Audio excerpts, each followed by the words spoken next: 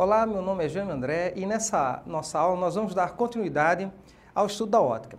Veja bem, na aula anterior nós falamos sobre algumas propriedades básicas da luz. Vimos que a luz é uma radiação eletromagnética, vimos como representar.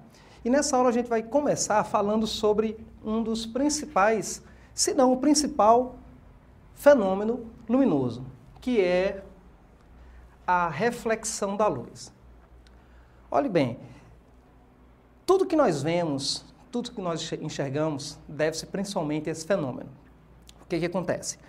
As lâmpadas, os elementos que geram as radiações eletromagnéticas, inundam os ambientes com essa radiação. Essa radiação é jogada sobre os objetos, sobre as coisas, os objetos refletem de volta. E essa radiação é captada pelos nossos olhos e interpretada pelo nosso cérebro, gerando as imagens. Então veja bem, aqui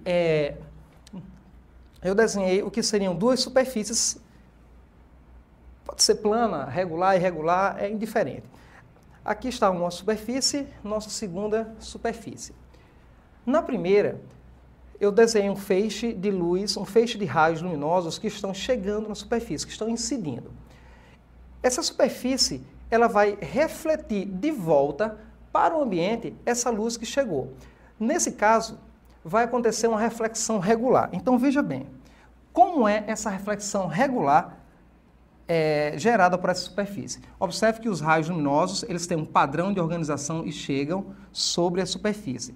Tocam na superfície e são refletidos de volta ao ambiente de origem. Aqui o primeiro raio, segundo raio, terceiro raio, quarto raio, e assim acontecerá com todos os raios que chegam, tá certo? Observe que a regularidade na chegada, nós temos uma regularidade na chegada e vamos ter também uma regularidade na saída. Isso caracteriza um tipo de reflexão chamada reflexão regular.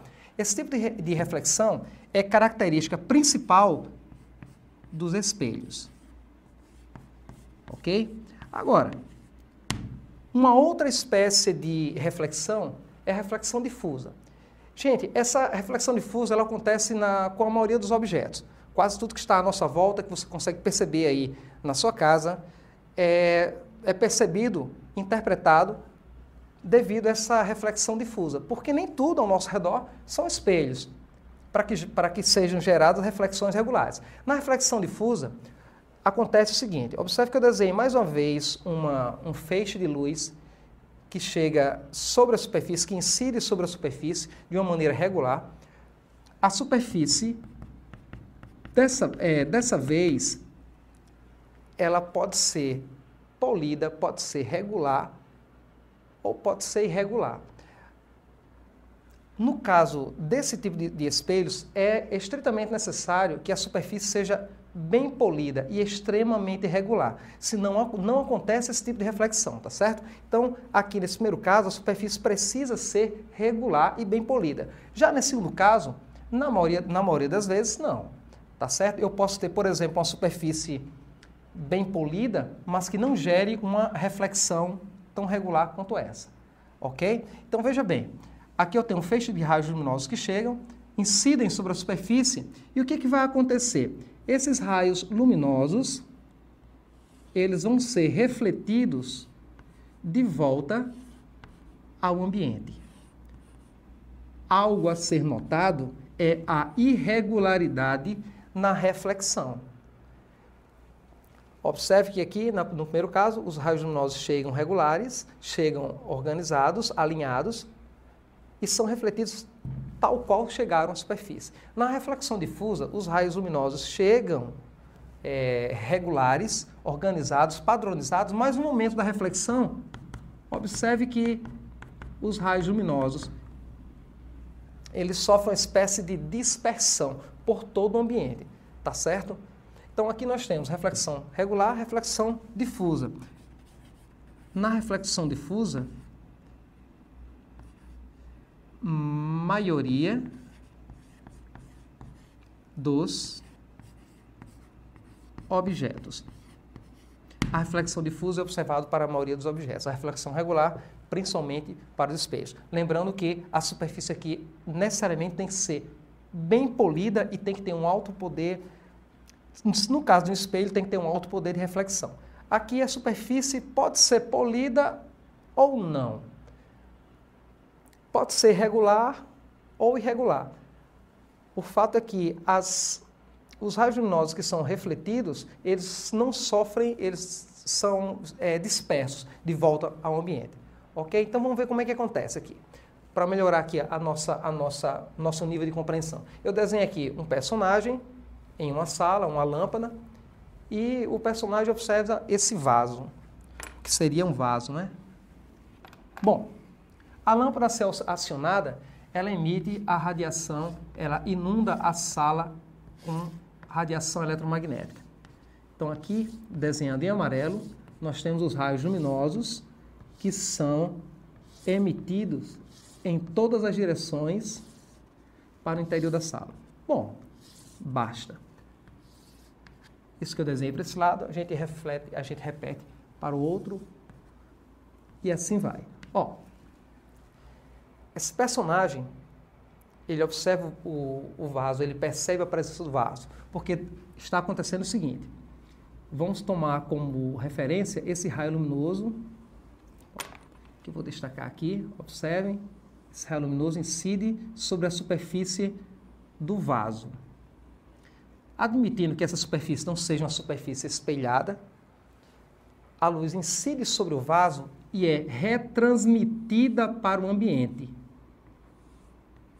em várias direções. E entre estas direções, existe a direção do olhar do observador. Aqui está. A luz emitida pela lâmpada é jogada por toda a sala. Uma fração da luz incide sobre o jarro e, ao tocar na superfície do jarro, esse reflete difusamente de volta ao ambiente. Entre as várias direções que essa luz é enviada de volta ao ambiente, uma dessas direções é a direção do olhar desse personagem. Daí ele consegue perceber a presença do vaso. Uma pessoa nessa posição onde eu estou apontando aqui também perceberia a presença do vaso. Alguém nessa outra posição também perceberia a presença do vaso, porque a luz é refletida de volta ao ambiente em todas as direções, certo? Então, a reflexão é uma das características, é um dos fenômenos principais, se não o principal, no que diz respeito à luz. Bom, mais adiante, nós vamos falar sobre o que seriam as ondas, uma onda eletromagnética. Na aula anterior, eu citei a luz como uma radiação eletromagnética. E nesse momento, a gente vai melhorar um pouquinho mais o nosso nível de entendimento do que seria a luz. Olhe bem, isso porque nas aulas a seguir, nós vamos precisar de alguns conceitos relacionados às ondas. Ok? Então, veja bem. Uma onda eletromagnética. A onda eletromagnética, ou uma onda eletromagnética, é a luz. É um tipo de onda eletromagnética. O sinal TV é uma onda eletromagnética, as micro-ondas são também ondas eletromagnéticas. Então, olhe bem. Primeiro, vamos relembrar aqui alguns elementos básicos das ondas. Eu desenho uma onda se propagando para a direita com a velocidade v. Então, a primeira coisa que a gente tem que saber é que as ondas que não são estacionárias, elas se propagam no ambiente, transportando energia em momento linear. E, além da velocidade da onda, existe uma outra característica que é chamada de comprimento de onda. O comprimento de onda pode ser medido a partir da distância entre dois picos das ondas. Nós vamos simbolizar por essa letrinha grega. Ou então eu pego dois vales. Dois picos, eu tenho o comprimento de uma onda. Dois vales, eu tenho o comprimento de uma onda. Bom, terceiro, além do comprimento de onda e da velocidade, existe uma terceira característica que é fundamental para as ondas, que é a sua frequência. A frequência representa ou é a razão entre o número de oscilações no intervalo de tempo.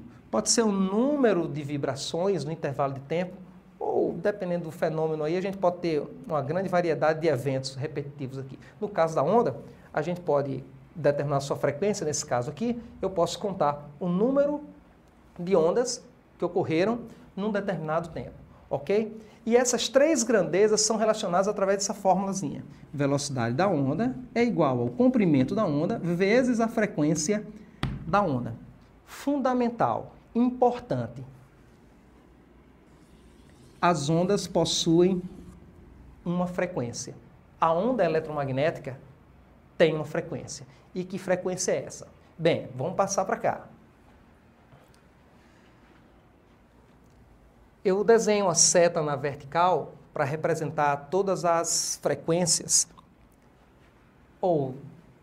todas as frequências ou todas as radiações eletromagnéticas, ok? Mas para cima eu tenho frequências maiores, mais para baixo, frequências menores. Desse ponto até esse, nós temos o intervalo de frequência visível ao olho humano. É um intervalo de frequências capazes de serem captadas pelo olho humano, ok? Aqui a máxima frequência e aqui a menor frequência.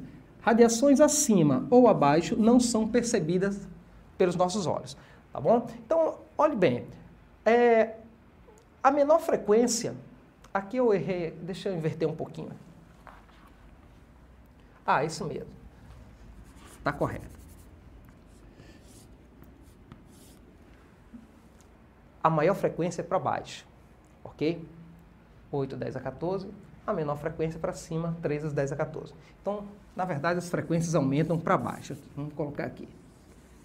Essa seta aqui representa o aumento da frequência. Menores frequências, maiores frequências. O fato é que, dessa frequência para baixo, nosso olho não capta. Dessa frequência para baixo, nosso olho não capta. Bom, entre todas essas frequências, nós temos um elemento que nós damos o nome de luz. Bom, mas o que eu não citei até agora foi, e as cores? Onde estão inseridas as cores nesse contexto da luz? Para cada frequência, ou dentro desse intervalo de frequência, nós teremos inseridas uma infinidade de cores. E estas podem ser representadas basicamente através de 7 cores. Vermelho, laranja, amarelo, verde, azul, anil, violeta. Vermelho, por exemplo, a cor de menor frequência, 3,5 vezes 10 a 14. Essa é a nossa cor de menor frequência. Violeta, a cor de maior frequência, 8 vezes 10 a 14. Esses números são aproximados, tá certo? Cada literatura apresenta um valor diferente, até mesmo porque as percepções das pessoas são diferentes. Então, veja bem, se o vermelho tem uma frequência de 3,5, aumentando gradativamente a frequência 3,6, 3,7 ou no nível de precisão que você deseja, à medida que aumentamos essa frequência, nós vamos passear pelas demais cores. O verde possui uma frequência que está inserida entre 3,5 e 8, alguma coisa em torno de 5 e alguma coisa, 5 vezes 10 a 14 Hz. Aumentando um pouco mais a frequência, nós vamos chegar na cor azul, anil, e aumentando mais um pouquinho o violeta. Passou de violeta, nós vamos ter o ultravioleta, que não é mais percebido pelo nosso olho. Uma frequência acima da frequência do violeta. Abaixo do vermelho, uma frequência infravermelha. Ok? Então, nós temos aqui todas as frequências. Cada uma dessas cores aqui vai possuir uma frequência característica. E é bom lembrar que, na verdade, não existe apenas essas 7 cores. Infinitas cores existem dentro desse intervalo. Agora, a gente pode representar basicamente por essas 7, ok? E cada uma cor tem uma frequência característica. O vermelho, o laranja, o amarelo, o verde. Agora, entre o laranja e o amarelo, infinidade de cores. Entre o amarelo e o verde, outra infinidade de cores. Entre o verde e o azul, anil e violeta, nós temos uma grande variedade de cores. Ok? Então, ficamos por aqui e até a próxima.